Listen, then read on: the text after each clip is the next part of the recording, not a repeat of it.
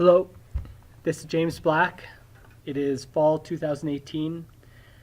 I am one of the instructors for EMEC 361, the Measurements and Instrumentation Lab. I am preparing a series of videos to introduce you to and provide some tips and tricks for using LabView. LabView is the software package we're going to use for many of our labs to acquire, manipulate, and present data. It is a rather widespread program. It's the most popular of these types of software platforms. It is likely you will come across this in your career if you're performing any kind of measurements or design and control system. I wanted to show you on our D2L page for EMEC 361. I have a couple of links here for you. There is one here for a free student edition for 6 months, and then there's also a full development suite for $20, and I believe the license on this one is indefinite. But these are some really good discounts for students. I recommend getting one of these and installing it on your laptop, ideally in a laptop. You can prepare for the final. As I mentioned in our lab intro, you're going to have to demonstrate an ability to use LabView on the lab final. And it can also just help you make it through your labs more smoothly. You can prepare your code in advance. Don't get afraid when I say code. This isn't line-by-line coding. You'll see here in a minute that it's actually a graphical interface that's much more user intuitive to many of us. Let me get into the intro now. This is a video from National Instruments, who are the creators of LabView. I imagine we've mentioned LabView a couple times, but you probably have a pretty vague idea of what it is. This is a video put together by National Instruments just to answer the question of what is LabView. It'll be a good first introduction. LabView is software designed for the fast development of any engineering application that requires test, measurement, or control. There are two things that make LabView uniquely valuable for engineers. The first is the fast and extensive hardware integration, available for everything from benchtop instruments and PC-based data acquisition boards to software-defined radios and FPGA-based embedded computer hardware. Second is LabView's graphical approach to programming. This means that you can program the way you think using a flowchart-like method called graphical data flow to move data from one function to another. LabView recompiles its code with every action, which means you can detect and fix coding errors as they happen, rather than having to compile and fix things at the end. Additionally, LabView represents parallelism in your code naturally, and the graphical nature makes this easy to visualize. Core engineering IP, such as fast Fourier transforms, limit testing, and PID algorithms, are included in LabView already, with a host of specialty algorithms available as add-ons, all guaranteed to be compatible and quickly combined.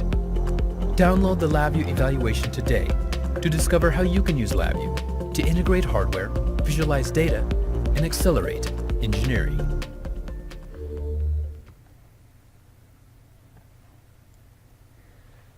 Okay, that was the first video. I have another one that goes into a little bit more detail about the LabView programming environment. Hi, my name is Vineet, and I'm going to introduce you to the LabView programming environment. LabView is a graphical programming environment, and a LabView program is called a VI. VI stands for Virtual Instrument, and if we look over to the computer here, you can see I've already started with a blank, brand new VI. A VI is made up of these two main windows that are shown. This gray window here called the front panel, which serves as the user interface for the LabView program. And then this white window here, which is the block diagram, which serves for the functional graphical code that you create in LabView. If I put these two windows side by side, I can show you a little bit about how they work. I can right-click anywhere while this front panel is active, so anywhere on this gray window. And as I right-click, you'll see I get the controls palette. And here's where I can drop down whatever user interface functions I'd like. So I can drop down knobs and buttons, different graphs and displays, and really anything I'd like the user to be able to interact with and any way that I'd like to be able to visualize data from my program. I can also drop down text blocks, so a text or a string indicator, for example. And I can also resize and recolor any of these items to my liking. Now if you notice, every time I drop down an item on the front panel, there's a corresponding terminal that appears on the block diagram. So if I double click on this string, for example, you can see it takes me to the block diagram that it's associated with, the item on the block diagram that it's associated with. The block diagram, as we said before, is really where the graphical code resides. And now if I right click, I actually get a different set of functions that are available to me. These are programming functions like structures, numerical or mathematical functions, different Boolean or string functions. And if you notice, it's different than if I were to right-click on the front panel. So I'll show you again. If I right-click on the front panel, I get the controls palette. If I right-click on the block diagram, I get the functions palette. Let's create a very simple Labview program by deleting everything except the string box that I've created. And I'm going to move this a little bit higher on the front panel. And now when I right-click on the block diagram, I'm actually going to go to the string palette, and I'm going to drop down a string constant. So when I drop this down, this is where on the block diagram I can set up some string variable, for example.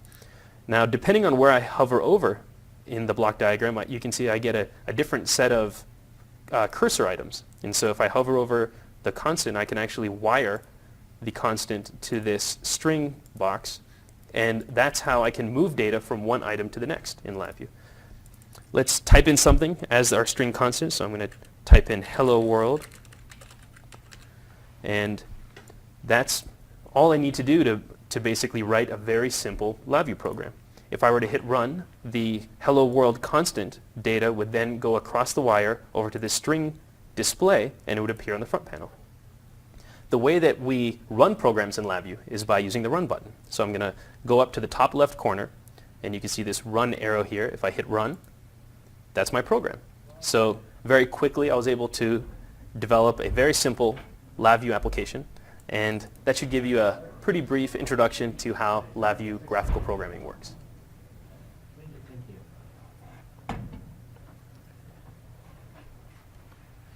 Okay, that's it for this first introduction. We're getting near the end of part one.